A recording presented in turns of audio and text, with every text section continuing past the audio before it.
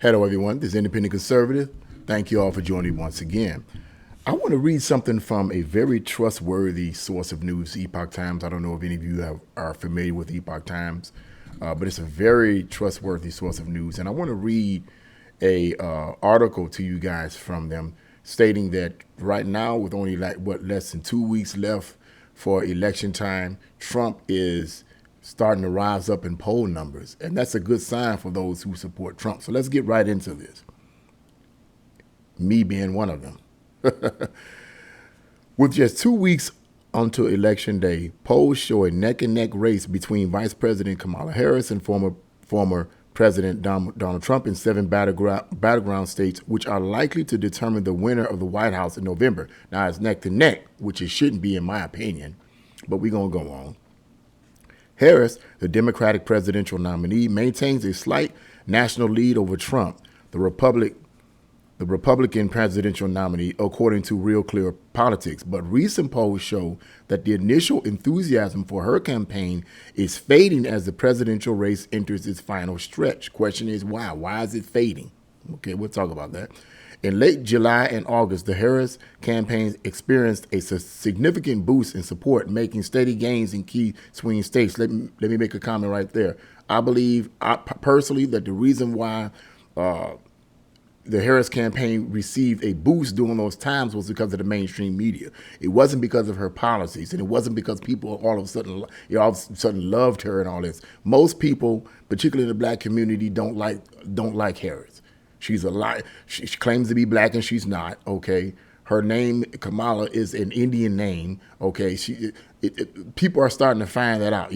But yeah. The only reason why there was a significant support or boost in support of her during these months, in my opinion, was based on the mainstream media. And I told one of my coworkers that I said, wait, you watch and see. They're going to elevate her, and the mainstream media, liberal media, is going to elevate her and boost her and make her look like the second coming of Christ. And they did exactly that.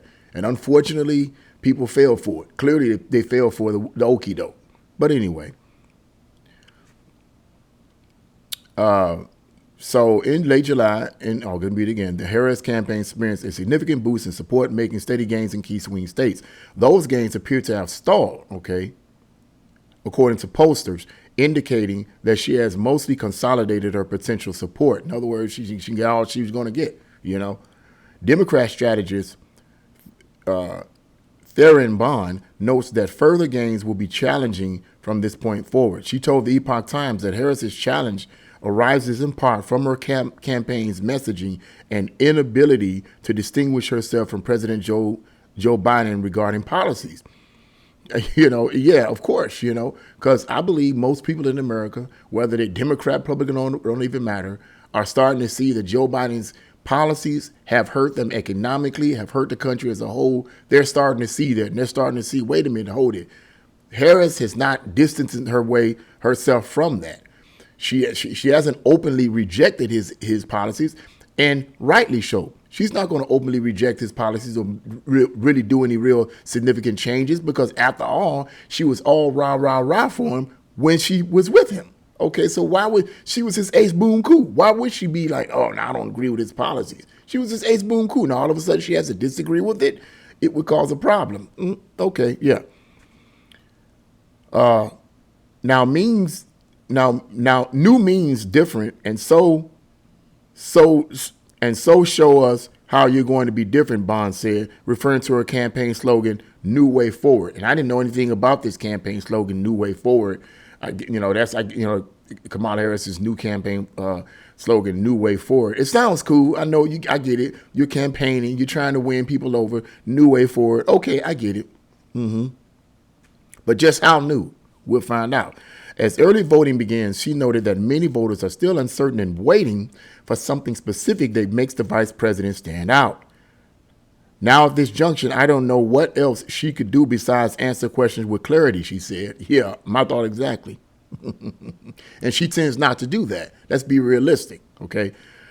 The vice president said during an interview with ABC News, The View, on October 8th that, quote, "There's not a thing that comes to mind," end quote, when asked whether she would have done something different from Biden in the past 4 years, Soon after Biden withdrew from the presidential race and Harris became the Democratic Party's nominee in July, she enjoyed a quick ascent in the polls. As I said earlier, she only enjoyed that because the mainstream media promoted her and made her look like I said, okay, they praised her and made her look like she couldn't make any mistakes and any errors.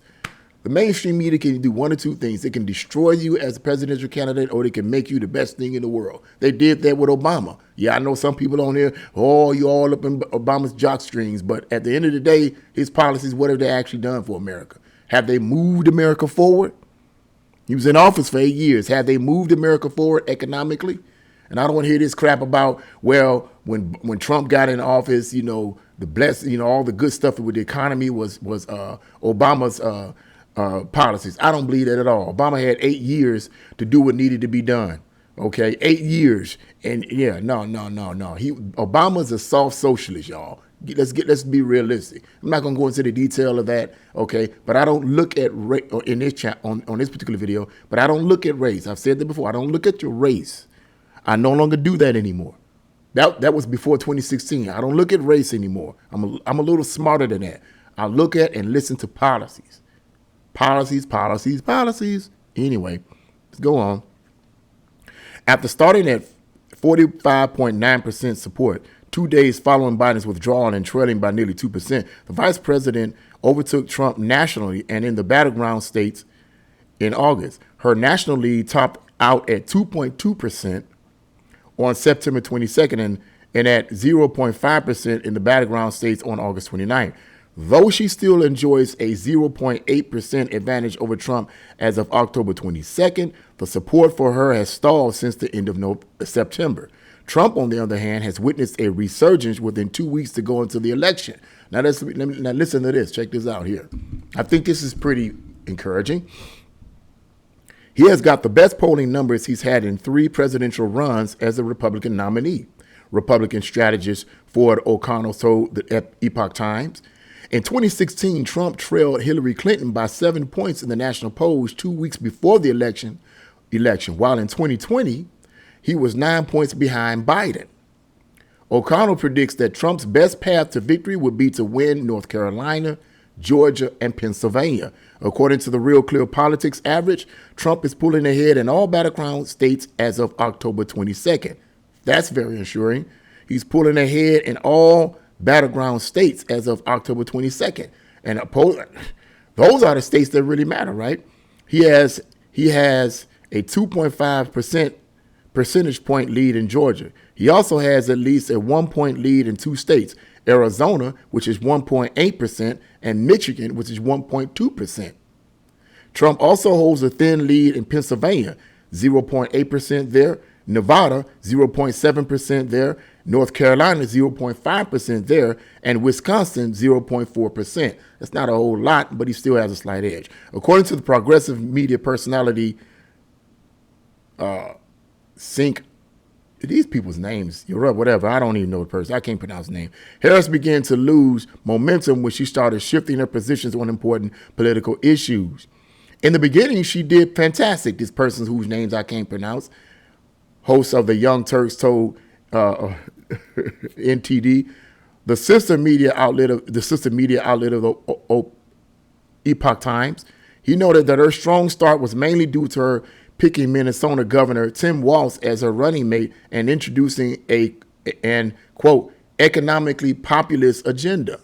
Okay, she then turned around and started being very pro-business, pro-war, pro-Israel, and all those things hurt her, he said.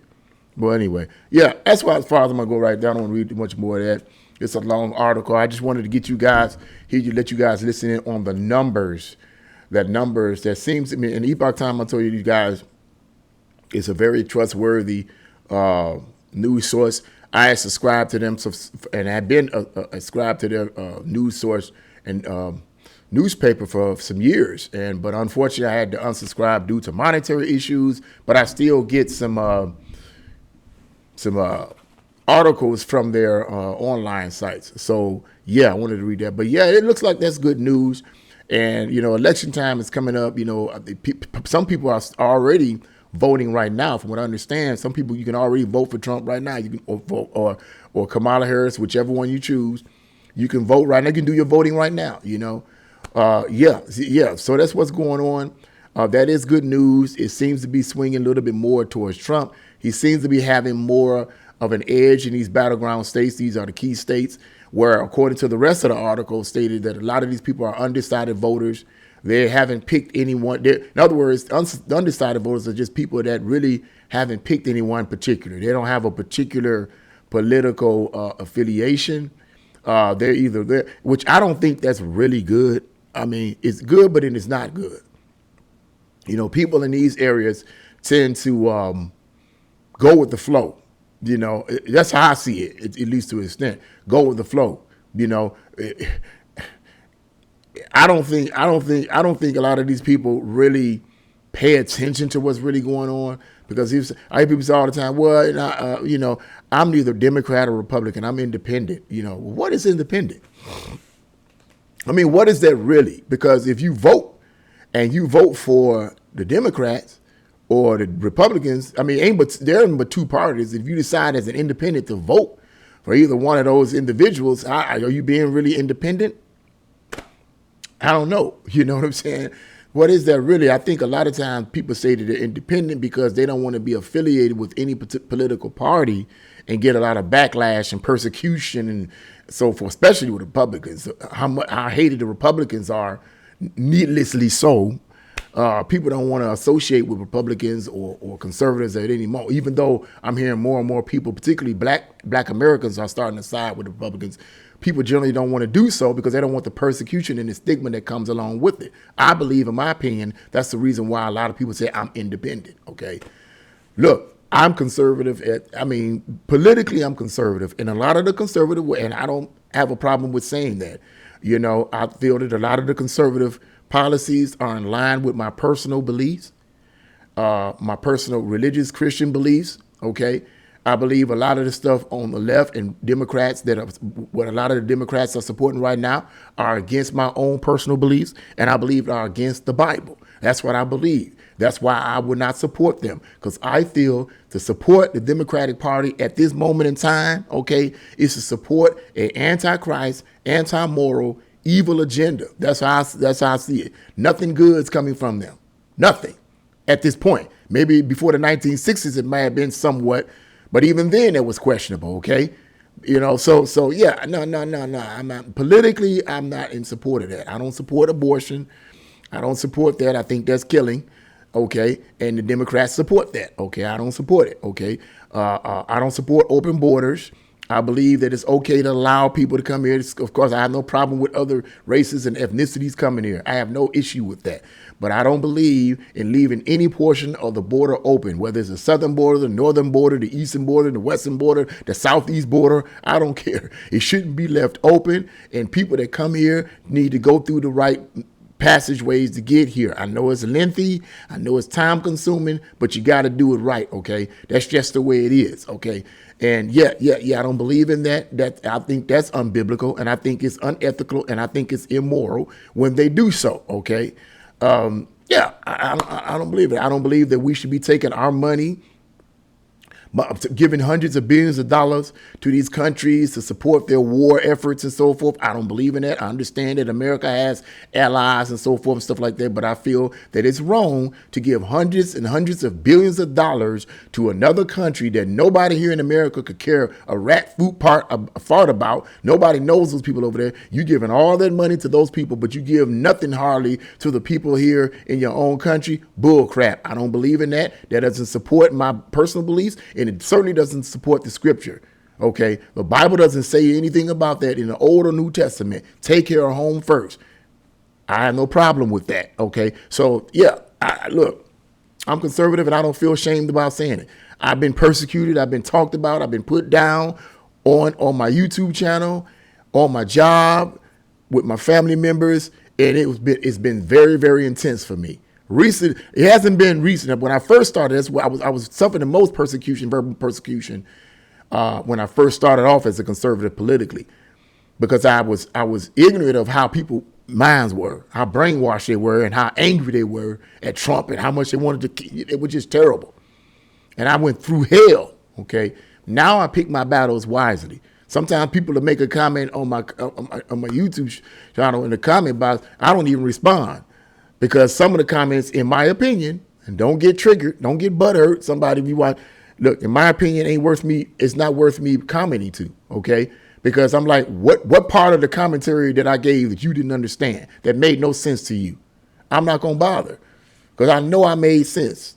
I know I did, and I know that may sound arrogant to some people, but it isn't arrogant. I speak with confidence. And I speak with authority. If I know something, I'm going to speak with confidence. I'm going to speak with authority. I'm going to stand on it, regardless of whether people believe in it or not. That's their business. They have a right not to believe. They have a right not to support. Okay, fine.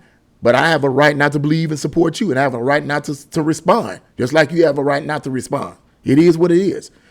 I stand on what I believe in, period, bar none. And bottom line, bar none, whatever. And so therefore, I don't have no shame in my game, okay? So yeah, but once again, this is good news. Trump he's rising up in the numbers, but it stands. But we want to see what happens on election day. We want to see because I have this fear that something's going to happen. Well, I don't want to say fear. I mean, maybe I shouldn't use the term fear, but I have this concern, this major concern, and I've said this in previous videos, that the radical left and the Democrats are so desperate, they'll do whatever they need to do to either stop people from voting or stop Trump from getting in office. You know, that's at this point, that's what they're willing to do. These people have no morals. They have nothing. I mean, after almost really technically 3 assassination attempts against this man's life, these liberal politicians and liberal news sources are still trying to call Trump a Hitler and a dictator, and we got to keep him out. They're still doing it. That shows you how evil these people are. These people are evil, man. How can anyone support a political party like that? How can you? Why does so many people hate this man? Before he became president, before he's running as president, I'm going to just take a minute here to remind people that before Trump ran as a president, he was loved by so many different people. I mean, Trump's wife, I believe, was on that goofy show, The Breakfast Club, with Charlemagne, and I'm not going to say the other term because he's not.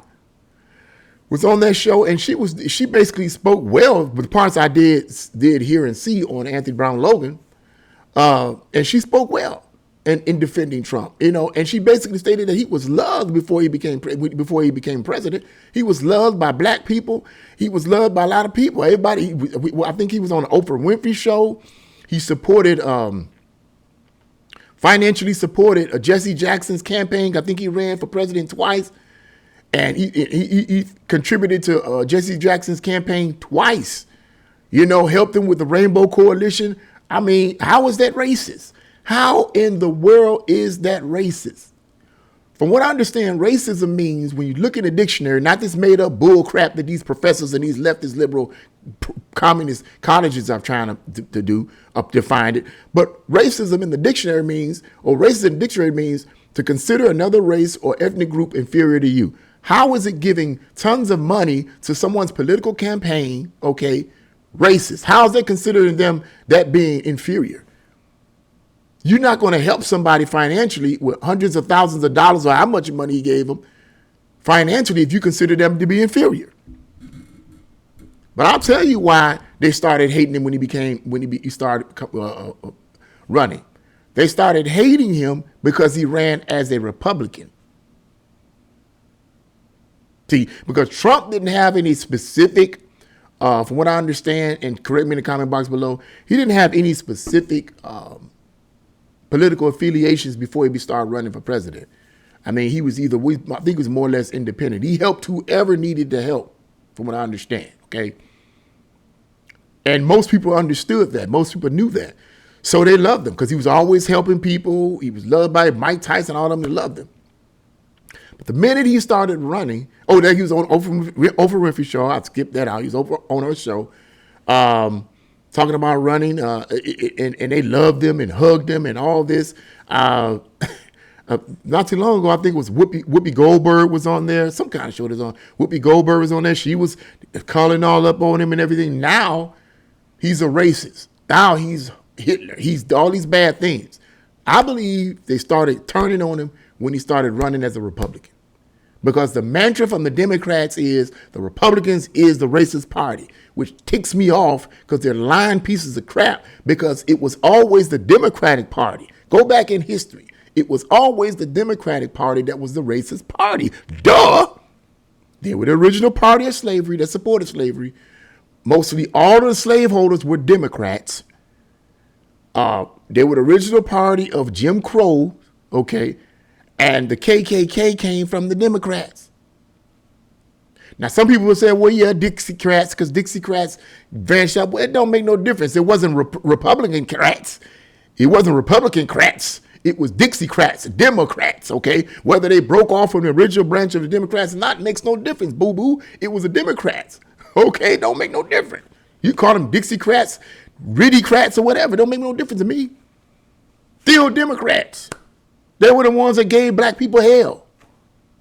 And now they just twisting it around in a different way. But I'm not gonna go into that in this video. It's already went over longer than I wanted to, because I like to tell the truth the way I see it. But anyway, yeah, they was all loving him until he started running as a Republican. Now all of a sudden, they can't stand him now. Hypocrites, hypocrites, hypocrites, hypocrites. And I can't stand a hypocrite. But anyway, yeah, that's what I had to say about that. I think this is good news. His polls are going up, but let's see how things work out in November. Let's see how things work out. But what do you guys think about this? Leave your comments in the comment section below. Like, share, and subscribe to my channel. God bless you all. See you again.